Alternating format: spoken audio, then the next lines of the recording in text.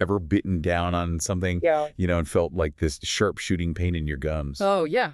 Or maybe, like, noticed a little bump, it just won't go away. Right. We're doing a deep dive today Okay. into a surprisingly common thing, actually gum boils. Mm-hmm. And if you're thinking, ugh, that sounds painful, you're not wrong.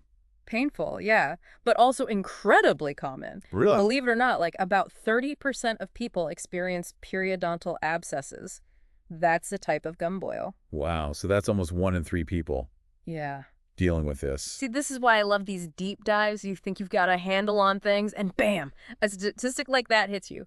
But before we get ahead of ourselves, let's start with the basics. Sure. What exactly is a gum boil? Well, you can almost imagine like a pimple. You okay? But inside your mouth, not a pleasant thought, I know. Yeah. Essentially, it's a pocket of pus that forms in your gums, usually because of a bacterial infection. Okay, that makes sense. But it's not just as simple as like bacteria equals gum boil. Yeah. Right? There are different types of these things. Yeah, you're right. It is a bit more nuanced than that. Okay. We have 3 main types of gum boils. Okay. Gingival, periapical, and periodontal. Okay, so break those down for us. So the gingival abscess is like a surface level problem. Okay. It affects only the gum tissue. Then there's the periapical abscess, which starts deeper, right at the root of your tooth. Uh-huh. And this one is the most common culprit. So if you were picturing this abscess forming around the tooth root, you'd be spot on for the periapical type. Yes, exactly. Okay. And what about that third one, the periodontal abscess?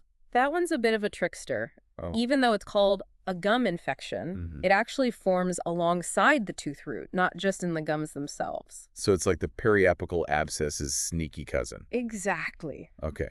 So here's the thing. How do you know if you have one of these like uninvited guests setting up camp in your mouth? Right. What should you be on the lookout for? Well, a bump on your gums is a telltale sign. Okay. Often like red, swollen. Yeah. You might also experience a toothache, That's persistent. Sensitivity to hot or cold foods. Yeah. Or pain when you chew. And I bet that pain makes you not want to chew. Right. So basically, if it hurts to eat your favorite snacks, a gum boil might be to blame. Could be. Anything else? Bad breath is another common symptom. Oh, lovely. Yeah, and unfortunately, you might even see some pus discharge. Okay, that's officially enough imagery for one day. All right. But seriously, folks, this is where it gets important. Ignoring these symptoms is a big no-no. It's like ignoring a smoke alarm, Okay, that's a scary but accurate analogy. Yeah. So what happens if you do ignore it? Why is it so important to address this, like ASAP? Well, that infection can spread, Yeah. beyond the initial site, and it can cause all sorts of havoc. Like what? We're talking fever, swollen lymph nodes, even like potentially impacting your overall health. Really? Yeah, in serious ways. So this little bump on your gums is actually a much bigger deal than it seems. Exactly. And in very rare cases, if that infection spreads to the bloodstream or other parts of the body, Uh-oh. it can even become life-threatening. Okay, I'm officially convinced no more ignoring those symptoms for me. But let's talk solutions. What can someone do if they suspect they have a gum boil? Don't tell me it's all root canals from here on out. Don't worry, we're not jumping straight to root canals. Okay, good. There are things you can try at home, for some initial relief. Okay. And then, of course, professional treatment options, if needed. Okay, that's music to my ears. Let's start with the home remedies. What can people do to, like, tame the flame, so to speak? Saltwater rinses are your best friend here. Really? It sounds almost too simple. Yeah. But the science behind it is solid. Okay. The salt acts like a magnet for excess fluid. Okay. So it reduces swelling and creates an environment where those pesky bacteria, they struggle to survive. So it's like creating a mini ocean in your mouth that the bacteria can't handle. Exactly. Yeah, it's a great way to think about it. I like it. What about hydrogen peroxide? I've heard that's another popular home remedy. It is, and for good reason. Hydrogen peroxide is what we call an antiseptic, meaning it directly combats bacteria. Yeah. It literally helps to kill off the culprits that are causing the infection. That makes sense. It's like sending in a tiny army to fight those bacterial invaders. But here's one I was not expecting. Okay. Turmeric. Yeah. the spice. You heard that right. Like, Turmeric has incredible anti-inflammatory properties. really? Which means it helps reduce swelling and pain. You can mix it with a bit of water to create a paste, apply it to the affected area, and, let it work its magic. So hold on. We're talking about the same stuff that gives, like curry, its vibrant yellow color. The one and the same. That's pretty amazing. Are there any other, like, DIY options that people could try? You can try rinsing with diluted essential oils, Okay. like clove oil, which has a natural numbing effect, Oh, okay. and also boasts some antibacterial properties as well. Oh, wow. But a word of caution, essential oils are potent, so always check with your dentist, Yeah. before experimenting with them on your gums. Great advice. It's like, just because it's natural doesn't mean it's always harmless, right? Exactly. But let's say those home remedies aren't cutting it, or the situation seems to be getting worse. Right. When is it time to call in the professionals? If the pain is severe.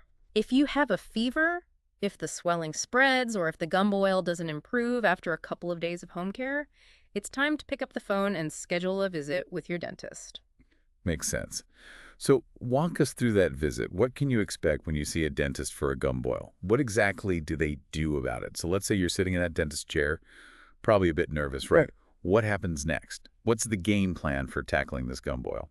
Well, the dentist will first want to, get a clear picture of what's going on. Yeah, makes sense. They'll examine the area, maybe take an x-ray to see the extent of the infection. Okay. Then they'll likely need to drain the abscess. Yeah, drain the abscess. That sounds a tad intense. What does that actually involve? It's not as scary as it sounds, I promise. Okay, good. They'll numb the area, first and foremost, so you won't feel a thing.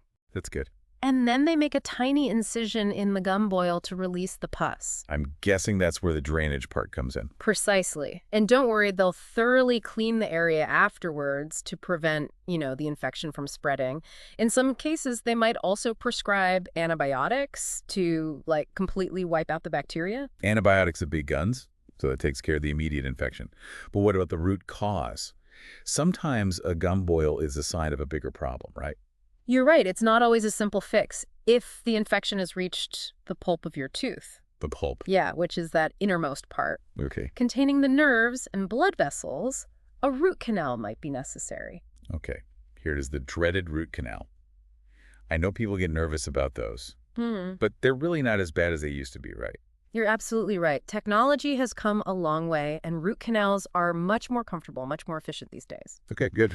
It's basically a deep cleaning of the tooth's interior, removing that infected pulp and sealing it up to prevent further problems. And honestly, it's a much better alternative than losing the tooth altogether. That's a great point. It's like, yes, a root canal might sound intimidating, but it's ultimately about saving your tooth. Right. And preventing even bigger issues down the road.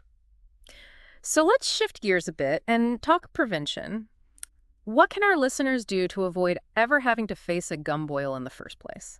This is where those everyday habits really come into play. Okay. Brushing twice a day, flossing daily, those are non-negotiables for a healthy mouth. Yeah. And don't underestimate the importance of regular dental checkups. Yeah. Your dentist can spot those early warning signs that you might miss. So it's like having a personal trainer, but for your teeth. Exactly. They'll keep you accountable and make sure you're on the right track. But it's not just tea about brushing and flossing, is it? There are some surprising things that can increase your risk of gum boils, right? Absolutely. Smoking, for example, is a major culprit. Oh, right. It weakens your gum's natural defenses, makes them much more susceptible to infections, like gum boils. So if you're looking for another reason to quit smoking, add gum boil prevention to the list. There you go.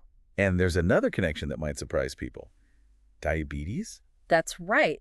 You see, high blood sugar, it creates a breeding ground for bacteria in your mouth, increasing your chances of developing gum problems. So managing your blood sugar levels, through diet, exercise, medication if necessary, is crucial for your oral health as well. It's like the saying goes, your oral health is a window into your overall health. That's right. So if you're taking care of your body as a whole, you're also giving your mouth a fighting chance against those pesky gum boils. So as we wrap up this deep dive, what's the key takeaway you want our listeners to walk away with?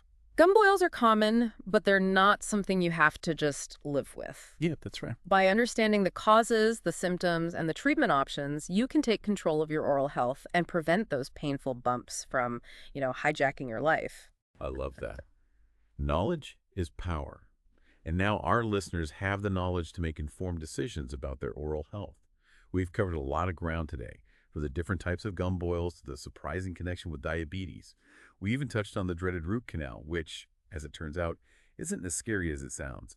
The main takeaway: don't ignore those symptoms, folks. And remember, good oral hygiene goes a long way in preventing these painful nuisances. Thanks for diving deep with us. We'll see you next time for another fascinating exploration into the world around us.